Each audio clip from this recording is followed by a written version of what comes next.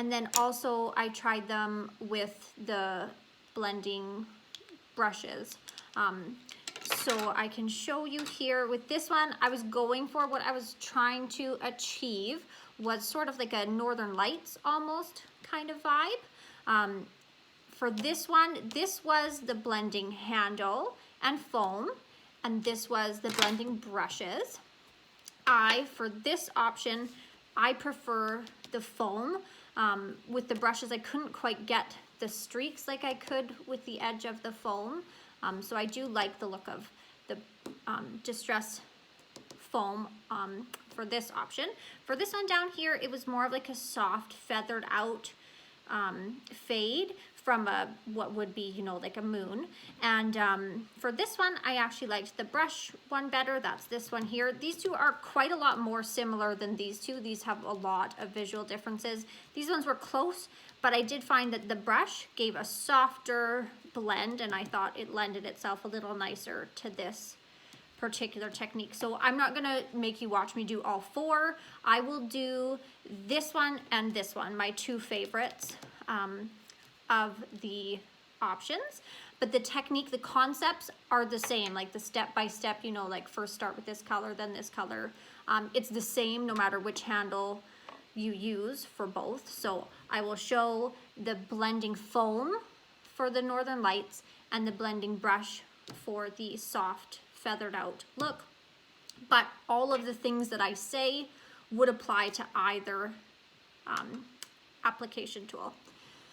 So I will start, oh, and then I guess I should mention, I'm sure you saw, but all of them, once I finish the background, I just put a little splatter of Dylusion's white spray to give like a Starry Night kind of look.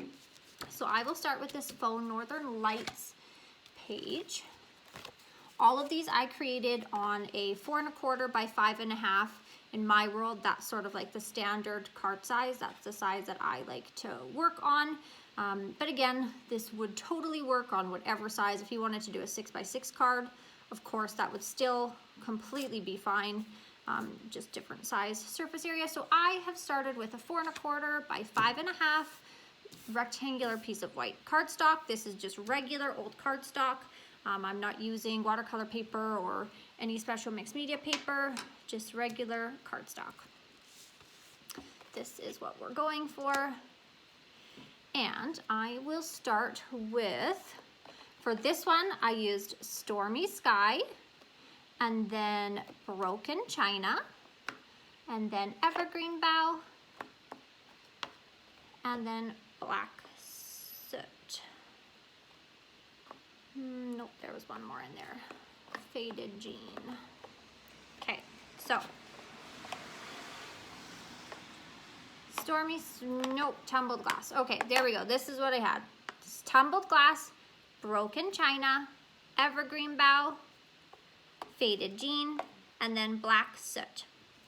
So I start at the lightest and sort of work my way down. So the very first color that I applied was Tumbled Glass. Now with this one, a lot of what I'm applying here, you're not really gonna see at the end. It's just sort of so that your base isn't super white. I dip my ink in, and for this, I'm just gonna start with a sort of feathered look. I wanna cover almost the entire background with this base color.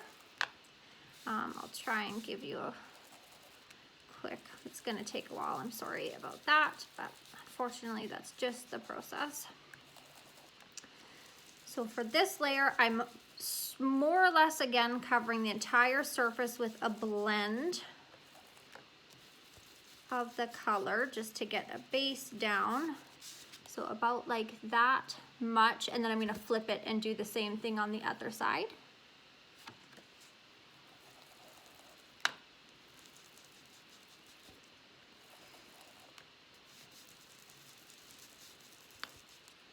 As my layers go, I will get a bit more precise and sort of particular about how I blend these colors in. But for this bottom one, because I know that by the time I get to the top layer, you're barely gonna see it, I'm not too worried about it being perfect. I just want those undertones to be there. So don't spend too much of your time smoothing out and blending this layer because it really won't get noticed. So once I'm sort of happy with the coverage of that, which I am going to start creating the base of these streaks. So you can see that there's streaks that go down the center of this paper. To achieve that, the reason why I liked the blending foam better than the brushes in this instance, the brush was too soft of a streak. With this handle, I can sort of ride the edge and create almost like I'm almost drawing a line with the ink, but you have to hold the handle on an angle and like draw down. So I'll do a few and then I'll hold it up a little closer so you can see what I'm doing, what I'm talking about. Some of the streaks I start all the way from the tippy top of the page and drag down. Some of them I start sort of in the center. You want just random, all over the place streaks. And I flipped the paper and now I'm going to do the same thing from the other side. Just riding the edge of the wood part of this handle and using that to apply force to the foam, just only on one edge, which gives me the control to draw these streak lines. So you can see it's leaving lines directly across the page. And again, that's by just riding the edge of the wood handle. Once I've done that, I'll do a few more because this is the lightest layer. So again, you really won't barely notice these by the end. But that doesn't mean it's not an important layer. All right, so once you've done that, you're going to move on to the next color, which in this case is Broken China. So I just finished with tumbled glass. Now I'm going on to Broken China. The concept is the same, only this time when I do my base coverage, like you can see with this one, I sort of covered all the way to there. With my next layer, I'm just going to jump back a little bit and leave just a little bit of that showing and just do my coverage back a little bit on this color. So with each color that I go, I'm just going back a little bit more.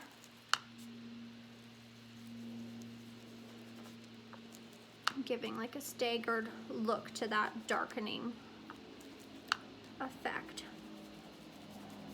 So it's sort of a more naturally kind of shadowed look. It just happens with every layer naturally.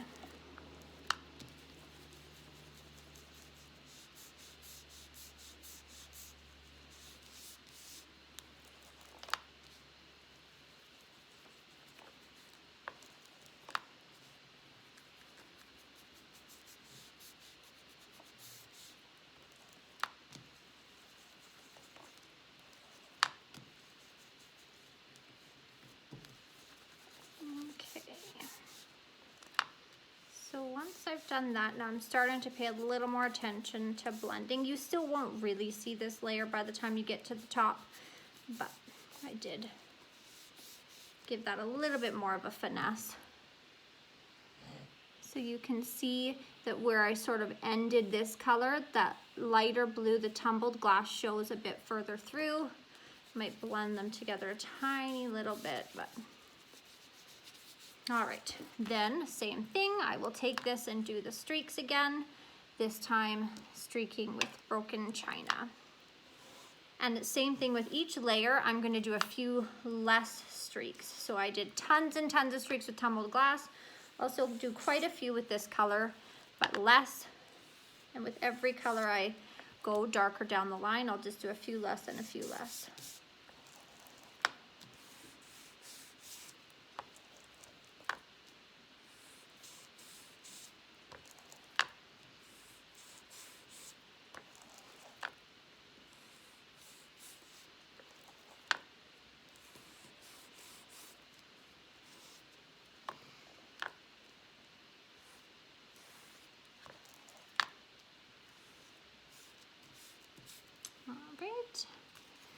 Next, I will do Evergreen Bough.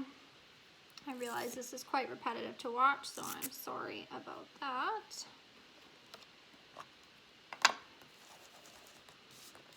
This one's nice because it adds a little bit of that green, that really nice classic Northern Lights pop of color.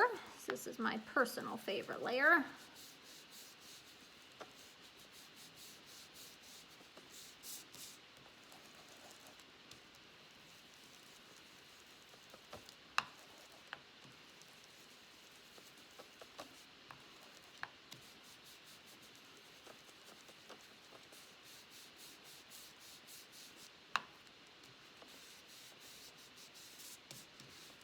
All right, so you can see the coverage on the edges there. Now I will start streaking going.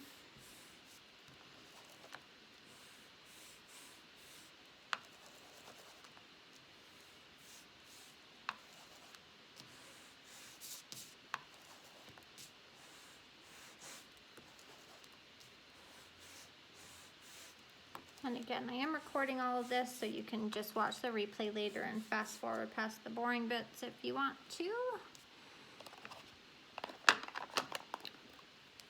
Next, I am choosing Faded Jeans. So this is the darkest blue before we get to the black. And it is quite a bit darker in tone than any of the other colors we've used so far.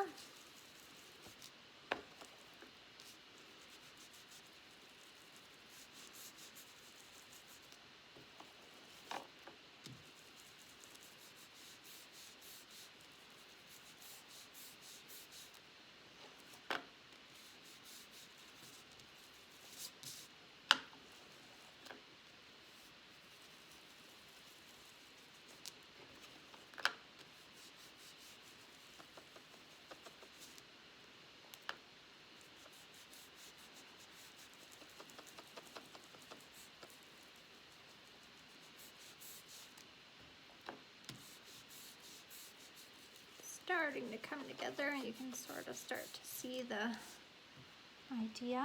So that's the edging, and then I'll add the streaks next.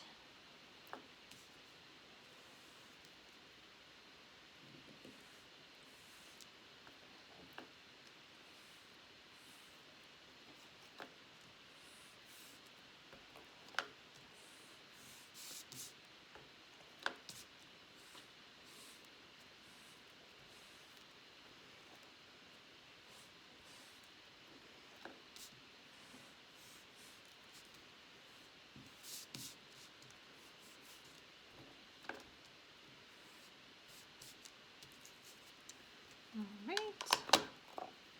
and the black set, just to finish it off.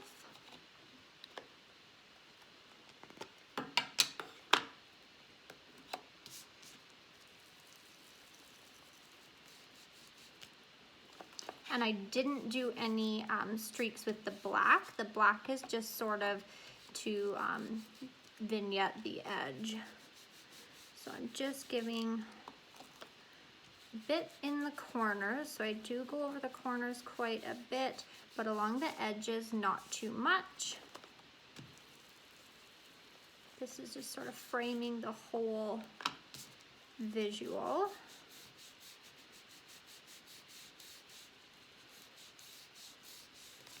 Then I just ink the edges to close it in.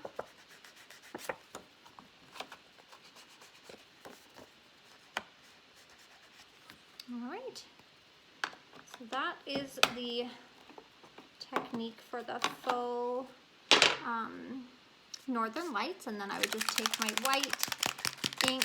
I don't like to spray. I don't feel like I have as much control with the spray, so I like to unscrew the nozzle and flick.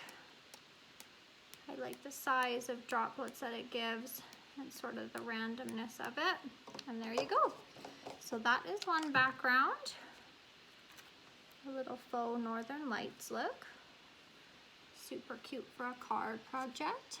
And then the other one I wanted to do was this sort of soft feathered night sky look. So for that one, I am going to show you, I will demonstrate that one using the handles instead. And for this one, I used Stormy Sky, Faded Jeans, Chipped Sapphire, and Black Soot. So I'll move these other ones out of my way. I don't need the foam. All right, so to just recap that one more time, it was Stormy Sky, and then Faded Jean, and then Chipped Sapphire, and then Black Soot. So I just need to go grab my little circle. I forgot it over here. So I just cut a 1.5 inch circle out of a piece of cardstock. It doesn't have to be anything fancy. You could even hand cut it if you don't have a punch or a machine that cuts little circles, but you just need something to use as a faux mask to mask off that circle area. Then I just roll up a piece of tape.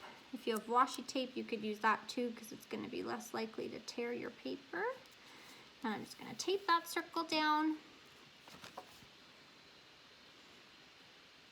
I sort of centered it, or off-centered it, like up top left. You can stick the moon anywhere on your project that you want. Then I'm going to, again, start with the lightest color and work my way up. So the lightest color is the Stormy Sky. And for the first color, I'm just going to start right on my moon and just blend out. These brushes give such a soft and smooth application of ink that is really suiting and fitting, I think, for this look. It's very like whimsical and I don't know, I just think it looks really nice with this technique. All right, so that is the Stormy Sky layer, simple as that. Then I'm going to move on to Faded Jean.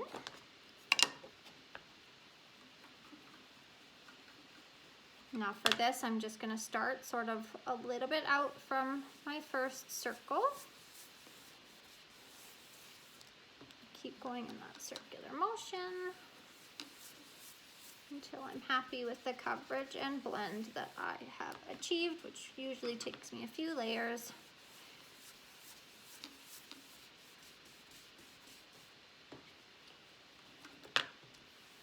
And if you're like, so for my ink pads, I know that they're not super duper inked up, like they're not dried out, but they're not fresh, brand new.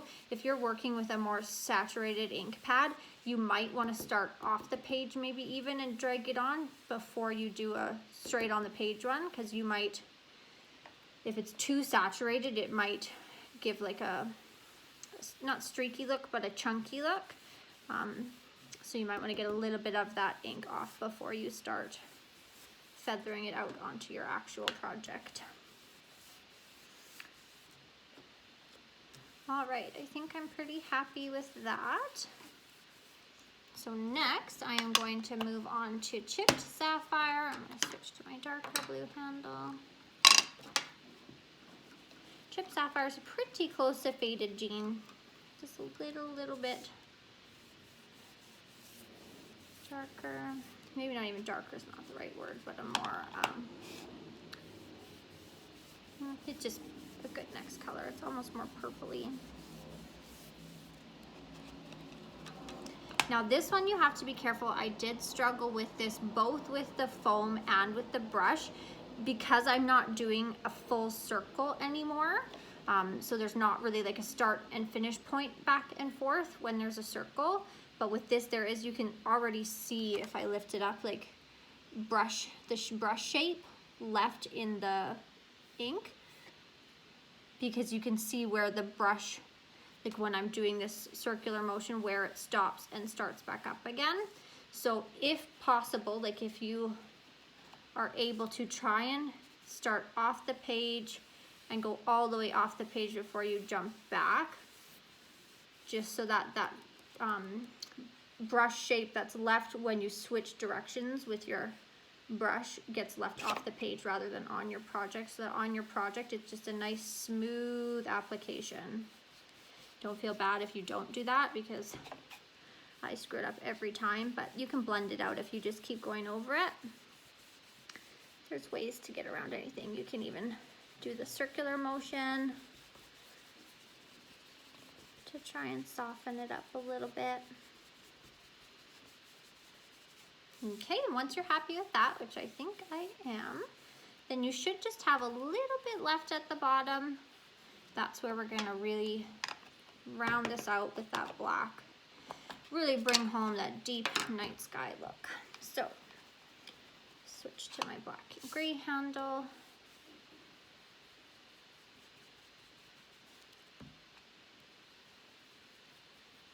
And now I'm just covering the last of the white space.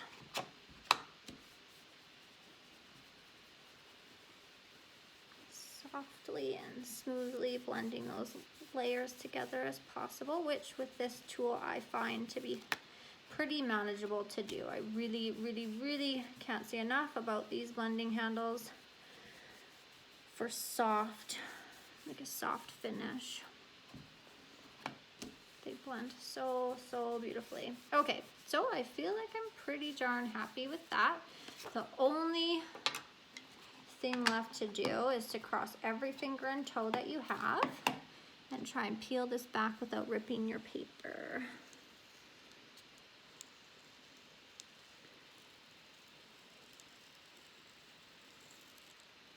Ta-da! Okay, so once you've done that, now that's sort of my background, I'm just gonna really quickly, same as with the other one, pull this nozzle out of the spray and do a little quick splatter for my stars. And there we go. So that is two beautiful and quick little night sky scenes using two different types of handles. Does anybody have any questions?